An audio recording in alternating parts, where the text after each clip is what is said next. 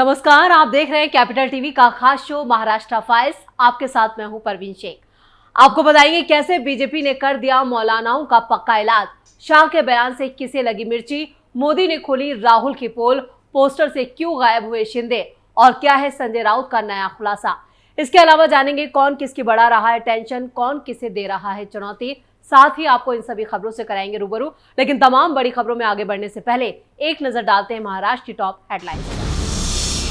महाराष्ट्र में फिर गरमाया वोट जिहाद का मुद्दा। बीजेपी ने अघाड़ी पर लगाया बड़ा आरोप, मौलानाओं के खिलाफ चुनाव आयोग से की शिकायत। चुनावी रैली में अमित शाह का राहुल पर वार, बोले राहुल बाबा संविधान के नाम पर वोट मांगते हो, उसमें भी जालसाजी करते हो। महाराष्ट्र में चुनावी संग्राम तेज, पीएम मोदी ने अघाड़ी पर छोड़ा 3mm वाला ब्रह्मास्त्र।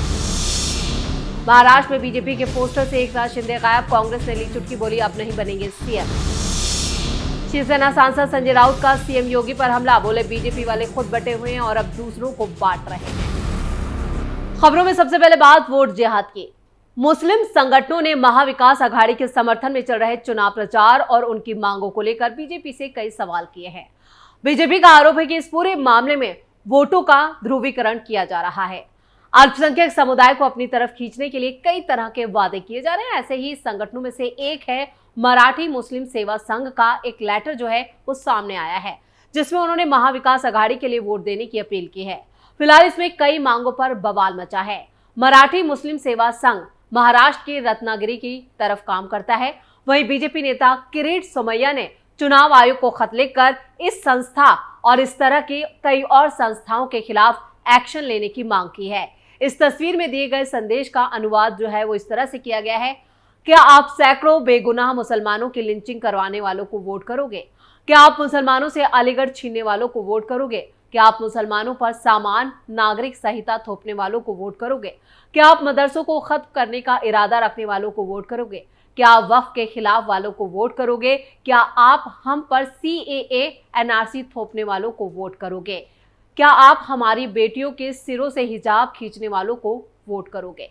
क्या आप मस्जिदों में घुस के मारने वालों के साथ खड़े होने वाले पार्टियों को वोट करोगे? क्या आप बुलडोजर से हमारे मुसलमानों की बस्तियां उजाड़ने वालों को वोट करोगे? जी हाँ, इसी तरह के कई सवाल इस खत में उठाए गए हैं, जिस पर हंगामा मचा है। महाविकास अघाड़ी को अपना कीमती वोट देकर कामयाब बनाए, ये भी इसमें मेंशन किया गया है, जिसको लेकर किरीट सोमैया ने सोशल मीडिया पोस्ट भी किया है। उन्होंने लिखा है, मैंने धार्मिक भावनाएं भड़काने के खिलाफ चुनाव आयोग में शिकायत दर्ज कराई है। मराठी मुस्लिम सेवा संघ और ऐसे 400 NGO मुसलमानों को वोट जिहाद के लिए उकसा रहे हैं। धार्मिक भावनाओं का शोषण करने की कोशिश की जा रही है, जिसके परिणाम स्वरूप दंगे भी हो सकते हैं। उन्होंने एक और पोस्ट किया है, जिसमें उन्होंने लिखा है, मैंने मुसलमानों को भड़काने और धार्मिक अभियान चलाने के लिए मराठी मुस्लिम सेवा संघ और ऐसे अन्य गैर सरकारी संगठनों के खिलाफ मुलुंड पूर्व पुलिस स्टेशन में शिकायत दर्ज कराई है। चुनाव आयोग से की गई मेरी शिकायत मुंबई सिटी कलेक्टर को भेज दी गई है। यानी महाराष्ट्र चुनाव में फिर से वोट जिहाद का मुद्दा गर्मा गया है और इस तरह यहाँ पर मौलानाओं के जो खत और जो फतवे आ रहे हैं वो कहीं ना कहीं वोट जिहाद की तरफ इशारा कर रहे हैं, जिसको लेकर अब बीजेपी ने चुनाव आयोग से शिकायत की है। इसके साथ साथ पुलिस में भी इसकी शिकायत की गई है। खबरों में आगे बढ़ते हैं और बात अमित शाह की। केंद्रीय गृह मंत्री अमित शाह ने महाराष्ट्र के सांगली में चुनावी रैली की और इस दौरान उन्होंने राहुल गांधी पर सीधा हमला बोला। शाह ने कहा, राहुल बाबा संविधान प्रचार का मुद्दा नहीं है, आस्था और विश्वास का है। अमित शाह ने राहुल गांधी पर निशाना साधते हुए कहा, संविधान के नाम पर वोट मांगते हो और उसमें भी जालसाजी करते हो। संविधान के सारे पन्ने कोरे थे। ये संविधान और बाबा साहेब का अपमान है। अमित शाह ने आगे कहा कि महाराष्ट्र में महाविकास अघाड़ी का सफाया ठीक उसी तरह से हो जाएगा जैसे हरियाणा में कांग्रेस की हार हुई थी। शाह ने यह भी कहा कि उद्धव ठाकरे चाहते हैं कि उनका बेटा आदित्य ठाकरे महाराष्ट्र का मुख्यमंत्री बने। वहीं शरद पवार अपनी बेटी सुप्रिया सुले के लिए भी यही चाहते हैं। इधर कांग्रेस में कई नेताओं की नजरें इस कुर्सी पर हैं। शाह ने दावा किया कि कांग्रेस अध्यक्ष मल्लिकार्जुन खड़गे खुद कहते हैं कि उनकी पार्टी जो भी वादे करती है वो काल्पनिक होते हैं। लाल रंग की संविधान की प्रति पर सियासी घमासान जारी है। दरअसल राहुल गांधी ने बुधवार को नागपुर में चुनावी बिगुल फूंका था। उसी दौरान उन्होंने नागपुर में संविधान सम्मान सम्मेलन में लाल कलर वाली संविधान की एक प्रति वो लेकर गए थे, जिसे उन्होंने दिखाया था। बीजेपी का यह आरोप है कि ये प्रति खाली थी, यानी इसके पन्ने कोरे हैं। बीजेपी ने इस मामले पर बुधवार को गांधी पर निशाना साधते हुए पूछा, क्या संदेश देना चाहते हो, जबकि कांग्रेस ने पलटवार करते हुए कहा कि हिंदू धर्म में लाल रंग शुभ माना जाता है। खबरों में अब बात पीएम मोदी की दहाड़ की। महाराष्ट्र में वोटिंग की तारीख करीब आते आते सियासी पारा हाई है। रैलियों का जोर है, वादों का और नारों का शोर सुनाई दे रहा है। वार पलटवार का सिलसिला चारों ओर है। शुक्रवार को पीएम मोदी ने आदिवासी बहुल सीट धुले में महायुति की तरफ से मोर्चा संभाला। महाविकास अघाड़ी पर उन्होंने ट्रिपल एम अटैक किया। अघाड़ी पर मोदी का ये ट्रिपल एम अटैक दरअसल महिला, मराठी मानुष और माझी लाड़की बहन योजना के जरिए था। उन्होंने कांग्रेस पर माझी लड़की योजना को खत्म करने की साजिश रचने का आरोप लगाया। साथ ही मराठी भाषा को अभिजात का दर्जा दिए जाने का जिक्र कर बीजेपी की मराठी जमीन को और मजबूत करने की कोशिश की। मोदी ने राष्ट्रपति द्रौपदी मुर्मू का भी जिक्र किया और कांग्रेस पर उनके और महिलाओं के अपमान का आरोप लगाते हुए महिला वोटरों को साधने की कोशिश की। मोदी के भाषण में कांग्रेस को घेरने के लिए देश के पहले प्रधानमंत्री पंडित जवाहरलाल नेहरू का भी उन्होंने जिक्र किया। पीएम मोदी ने राहुल गांधी तक का जिक्र किया और बताया कि कांग्रेस ने किस तरह से देश को बांटा है। उन्होंने आगे कहा, आजादी के बाद महात्मा गांधी कांग्रेस को खत्म करना चाहते थे।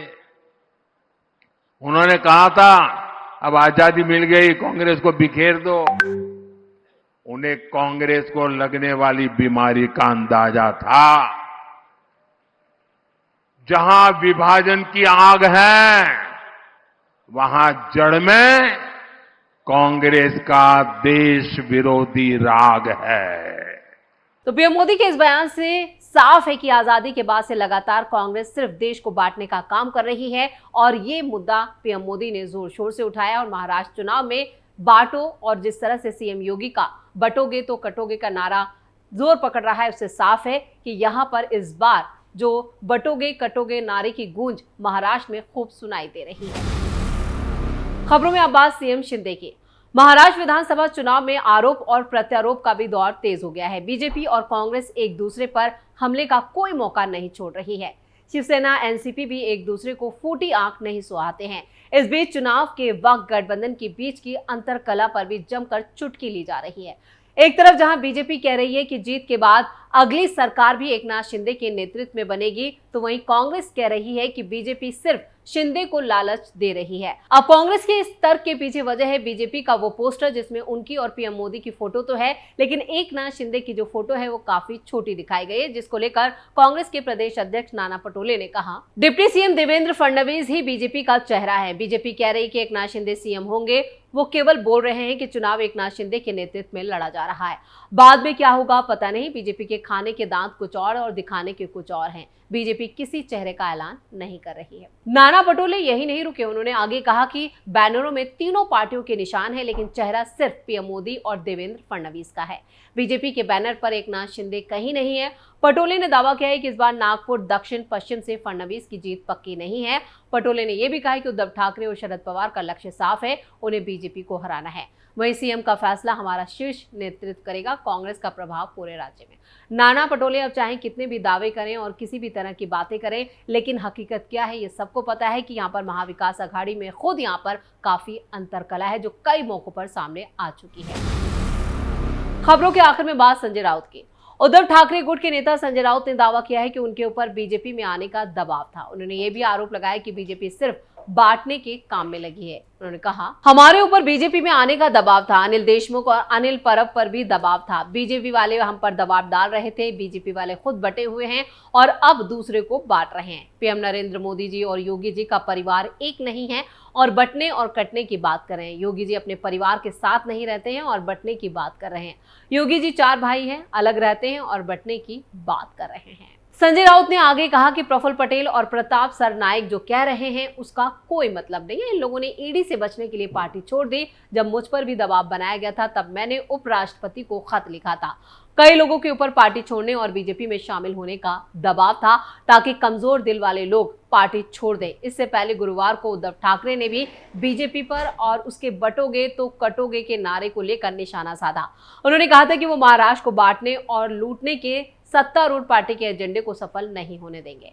उद्धव ठाकरे ने महिलाओं के खिलाफ अपराध के मुद्दे पर भी एकनाथ शिंदे के नेतृत्व वाली महायुति सरकार पर निशाना साधा और पूछा, जब राज्य में महिलाएं सुरक्षित नहीं हैं तो लाड़की बहन योजना के तहत दी जा रही मासिक वित्तीय सहायता का क्या फायदा। यानी कि लाड़की बहन योजना का दबाव जो है वो साफ तौर पर महाविकास अघाड़ी पर नजर आ रहा है। न सिर्फ इस योजना का बल्कि बटोगे कटोगे का जो नारा सीएम योगी ने दिया है उसका असर भी महाराष्ट्र चुनावों में साफ तौर पर देखा जा रहा है, जिससे महाविकास अघाड़ी बैकफुट पर है। और इस तरह के जो बयान हैं नेताओं के, विपक्षी नेताओं के जो बयान आ रहे हैं वो ये बता रहे हैं कि इनकी बौखलाहट किस कदर बढ़ चुकी है। तो महाराष्ट्र फाइल्स में खबरों का सिलसिला यहीं खत्म करते हैं। बाकी खबरों के लिए आप जुड़े रहिए कैपिटल टीवी के साथ। इसके साथ ही वीडियो को लाइक करें, शेयर करें और कैपिटल टीवी को सब्सक्राइब जरूर करें। नमस्कार।